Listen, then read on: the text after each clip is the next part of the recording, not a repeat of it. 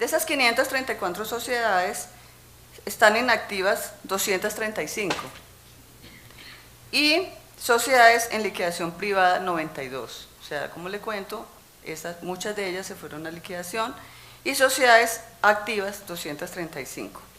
Sociedades sometidas a situación de control.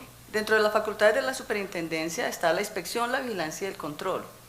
La inspección es la facultad que tiene la superintendencia de exigir información jurídica, contable, económica, financiera a cualquier sociedad del sector real de la economía, con tal de que no estén vigilados por la superintendencia financiera. O sea que ese es el único límite. A las demás le podemos pedir información. Y la vigilancia es la facultad que tiene ya para velar porque las sociedades en su formación y funcionamiento se ajusten a la ley. ¿Y cuáles están vigiladas? Las que están en un decreto que establece el presidente de la República. Pero también tenemos la facultad de control, y la facultad de control es una facultad mucho más estricta. La facultad de control es cuando hay irregularidades graves de orden jurídico, de orden contable o administrativo, casos en los cuales el superintendente de sociedades puede pedir una resolución motivada, lógicamente, declarando o decretando que esa sociedad entre a control. Cuando una sociedad está en control, lógicamente, son muchas más estrictas las facultades de la superintendencia. Tanto es así que en diciembre, en la ley de formalización empresarial, la 1429-2010, la de primer empleo y formalización empresarial, allí se hizo una reforma en el tema de insolvencia, y también reformamos algunos temas de las funciones de la superintendencia para sociedades que están en control. Antes teníamos la facultad de ordenar la remoción de administradores. O sea, cuando es tan grave la situación de una empresa y la superintendencia ve que el problema es de administración, teníamos la facultad de ordenar la remoción, pero no podíamos removerlos directamente y mucho menos nombrar un administrador. Con la ley 1429 se logró eso. Entonces ahora no solamente podemos removerlos directamente, sino que podemos nombrar un administrador en su reemplazo. Pero además se incluyeron otros artículos que son muy estrictos. Por ejemplo, una sociedad en control no puede enajenar bienes que no sean del desarrollo del objeto normal de la compañía sin autorización de la superintendencia de sociedades. Y si lo hacen, pues esto sería una ineficacia. Entonces, como es tan estricta el control, tan estricto, que en un momento dado la sociedad es como una especie de intervención, entonces estamos revisando todas las sociedades que en este momento están en control. Y inicialmente estaban sometidas a control, sociedades de extinción de dominio, eran 32 las que estaban sometidas a control. Ahora solamente quedan 8. Primero porque la parte administrativa pues le corresponde a la Dirección Nacional de Estupefacientes, y a veces no podemos hacer nada distinto a lo que podemos hacer en vigilancia. Entonces, si lo podemos hacer en vigilancia, no es necesario tenerlas en control. Entonces, solamente hay 8 sociedades en control y sociedades exentas de vigilancia 40. ¿Qué quiere decir exentas? Cuando se termina el proceso de extinción de dominio, generalmente entonces pasan los bienes ya definitivamente al Estado, nos llega también el fallo, y tan pronto tenemos ese fallo, expedimos una resolución diciendo que la sociedad quedó exenta de la vigilancia de la superintendencia de sociedades porque ya se culminó el proceso de extinción de dominio. Sociedades inactivas 90. Esas sociedades inactivas son las que les cuento que eran de papel, que nunca encontramos nada, que no encontramos dirección, ni documento, ni contabilidad. Y sociedades perdidas, hay 77. O sea, son sociedades que ni siquiera la Dirección Nacional de Estupefacientes sabe dónde andan. Son sociedades que se perdieron, que nunca renuevan matrícula mercantil, que las encontramos cuando empezamos a hacer las visitas, pero que en este momento ya están perdidas. Entonces, esto era más o menos lo que quería comentarles de la Superintendencia de Sociedades. Muchas gracias.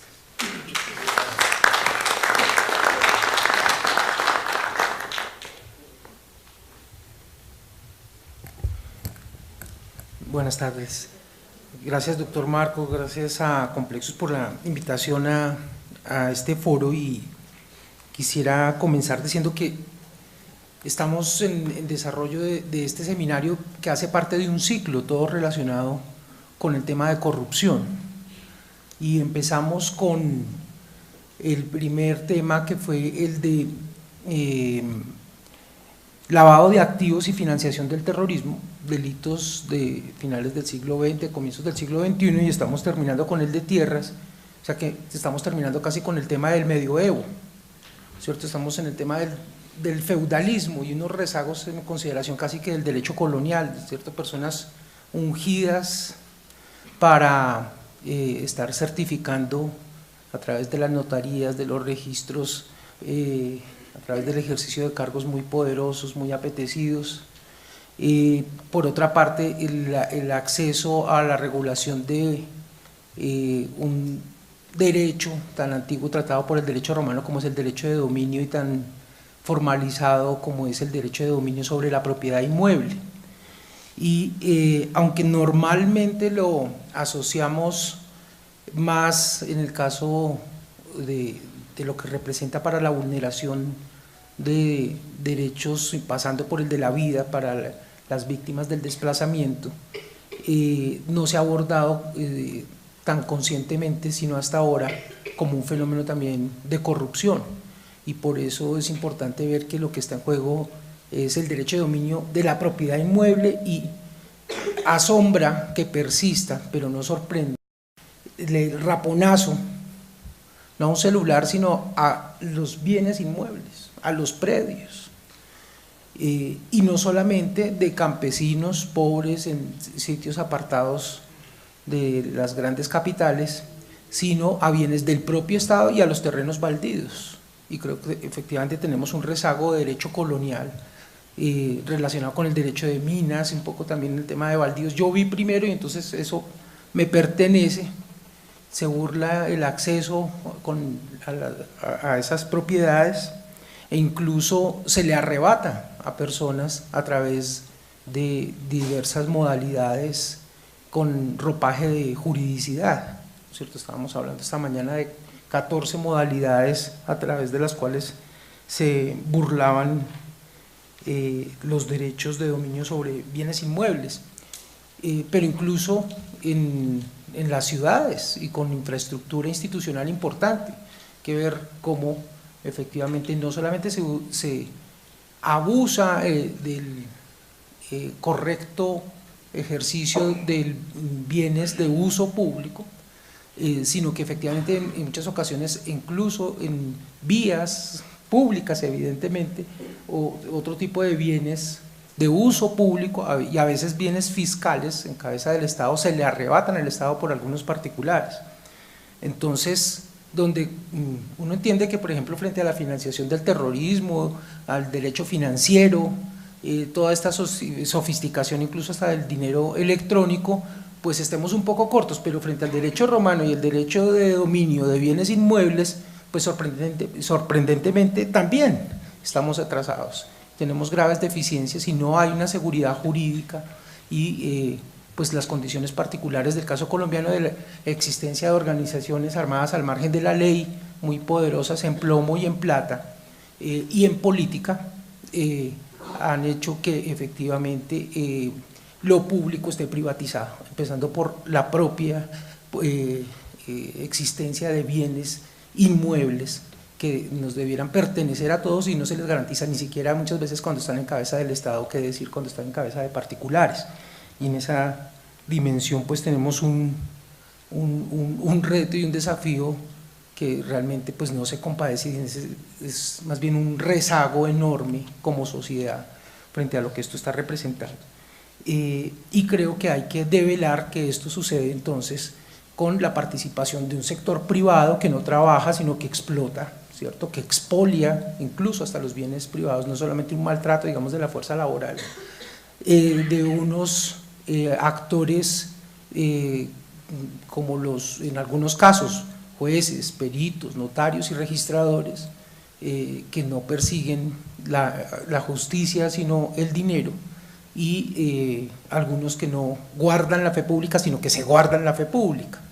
Y por eso un espacio como este yo creo que es absolutamente necesario para ver qué tipo de correctivos podemos aplicar desde el punto de vista institucional para fortalecer el acceso a las funciones públicas vía méritos, como desatrasamos algunos de nuestros regímenes jurídicos para poder detectar las trampas y más bien decir, hecha la trampa, hecha la ley, y cómo transformamos la política, porque normalmente esos señores feudales que arrebatan incluso la propiedad privada, pues también ocupan importantes espacios en el recinto del Capitolio, donde se hacen las leyes y donde la política se vuelve derecho. Eso, gracias.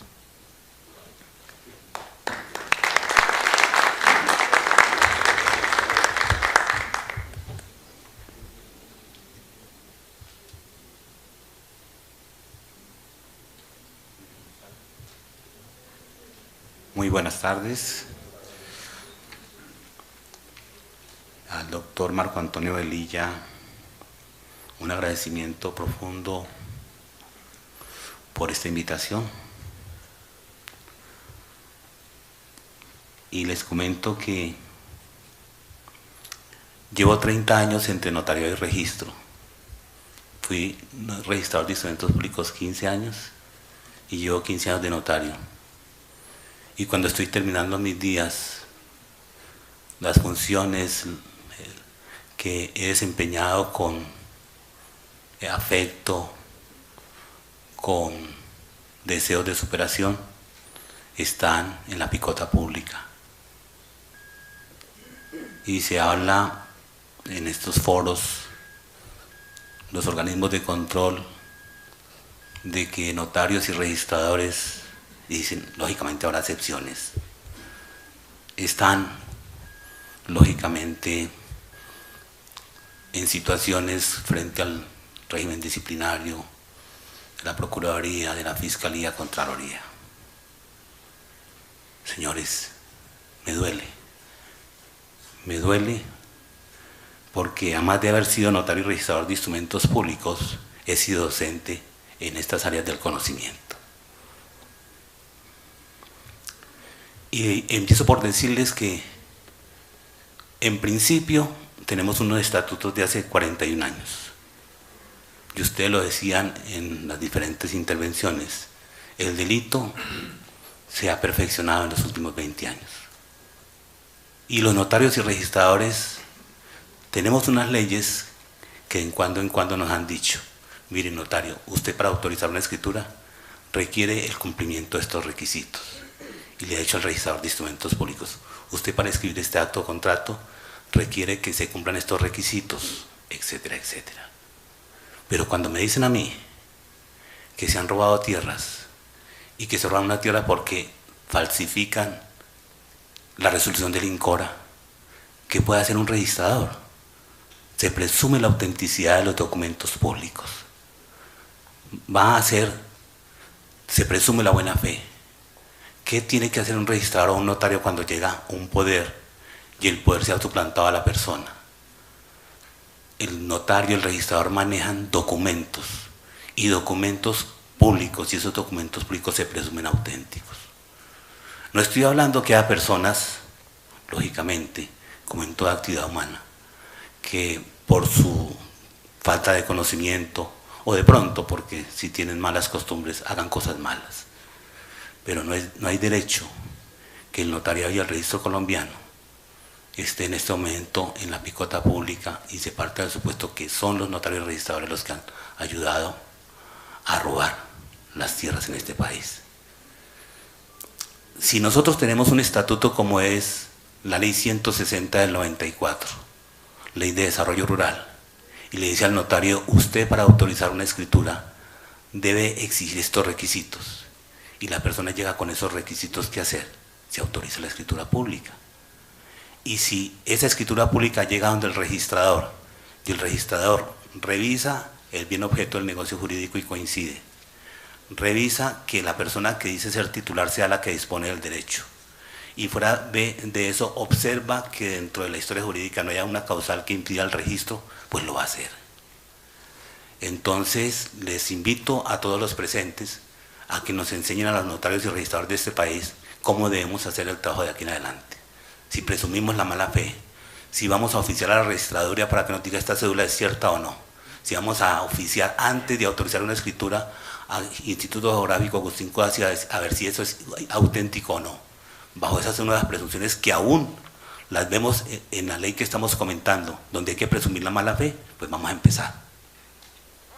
pero no podemos en este momento a unos notarios y registradores que, sobre pretexto de que revisan los documentos, sobre pretexto de que se presenta una persona y esa persona dice que va a enajenar, y que ese notario registrador, como les digo, sí tiene unas normas, tiene la ley de reforma urbana, la ley de desarrollo territorial, la ley de desarrollo rural, y esa persona en cada momento debe examinar si se cumplen los requisitos.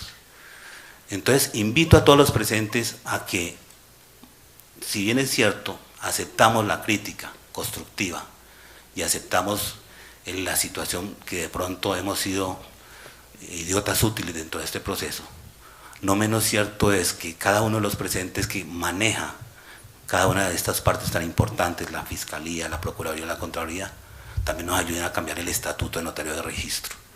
Porque si ustedes consideran que antes de autorizar una escritura pública debemos oficiar a un organismo de control, a una fiscalía, a la entidad que maneja los antecedentes judiciales, disciplinarios de una persona para ver si autorizamos, etcétera, etcétera, bienvenidos, lo vamos a hacer. Pero así como ustedes tienen un convencimiento de que el notario del registro ha ayudado a acabar este país, yo les digo que no es así. Es que la delincuencia va más adelante de las personas de bien. Y de pronto la ingenuidad de las personas de bien son las que en su momento han, no con dolo, no con culpa, sino por ingenuidad, han caído en este tipo de situaciones. Yo sé que la idea de este foro precisamente es eso, enriquecernos.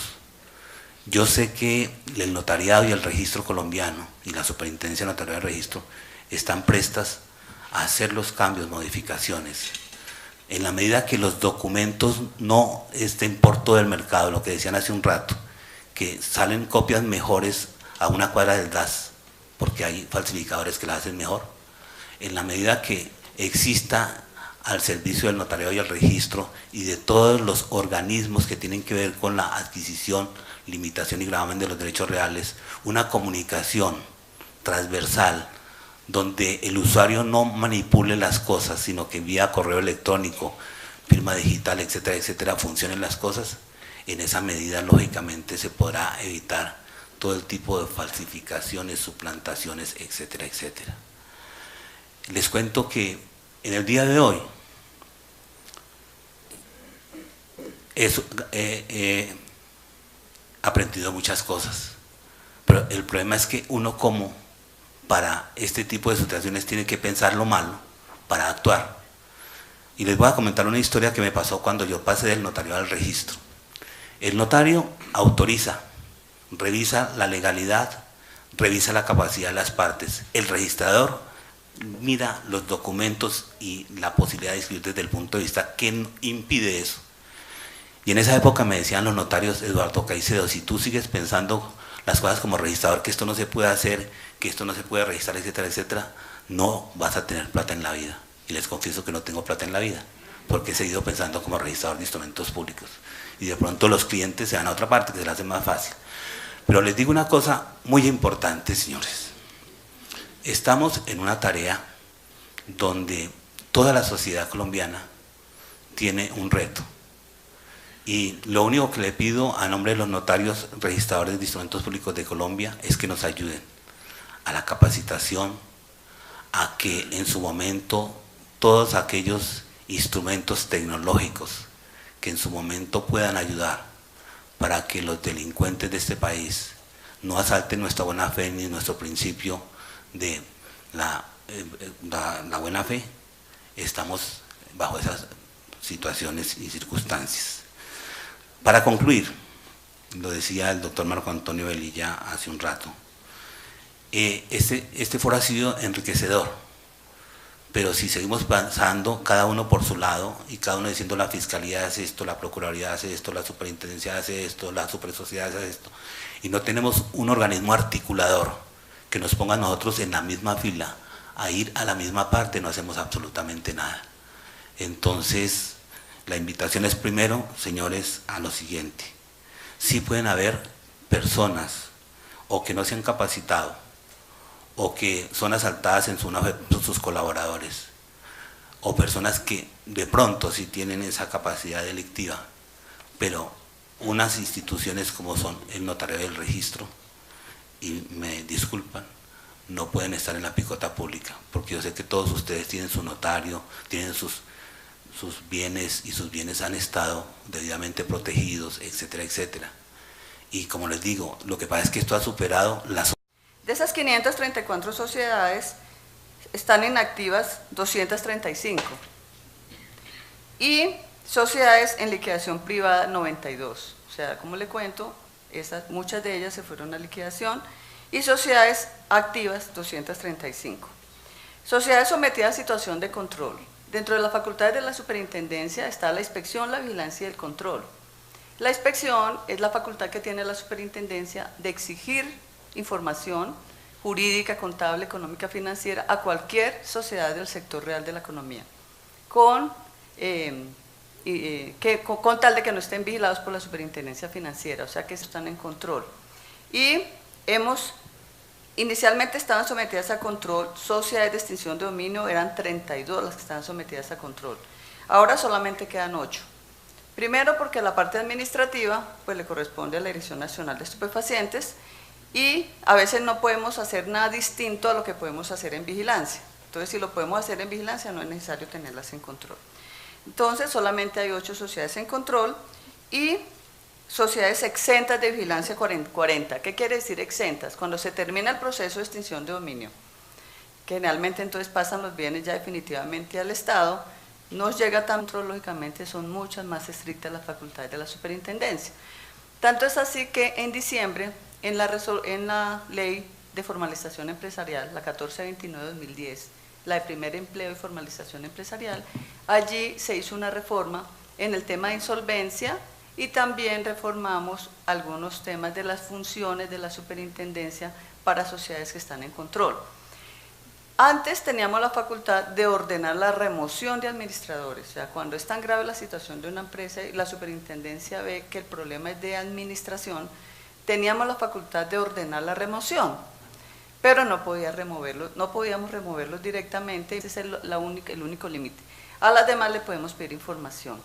Y la vigilancia es la facultad que tiene ya para velar porque las sociedades en su formación y funcionamiento se ajusten a la ley.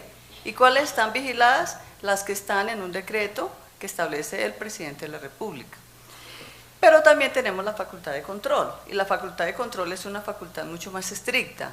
La facultad de control es cuando hay irregularidades graves de orden jurídico, de orden contable o administrativo, casos en los cuales el superintendente de sociedades puede pedir una resolución motivada, lógicamente, declarando o decretando que esa sociedad entre a control. Cuando una sociedad está en control, mucho menos nombrar un administrador. Con la ley 1429 se logró eso. Entonces ahora no solamente podemos removerlos directamente, sino que podemos nombrar un administrador en su reemplazo. Pero además se incluyeron otros artículos que son muy estrictos. Por ejemplo, una sociedad en control no puede enajenar bienes que no sean del desarrollo del objeto normal de la compañía sin autorización de la Superintendencia de Sociedades. Y si lo hacen, pues esto sería una ineficacia. Entonces, como es tan estricta el control, tan estricto, que en un momento dado la sociedad es como una especie de intervención, entonces estamos revisando todas las sociedades que en este momento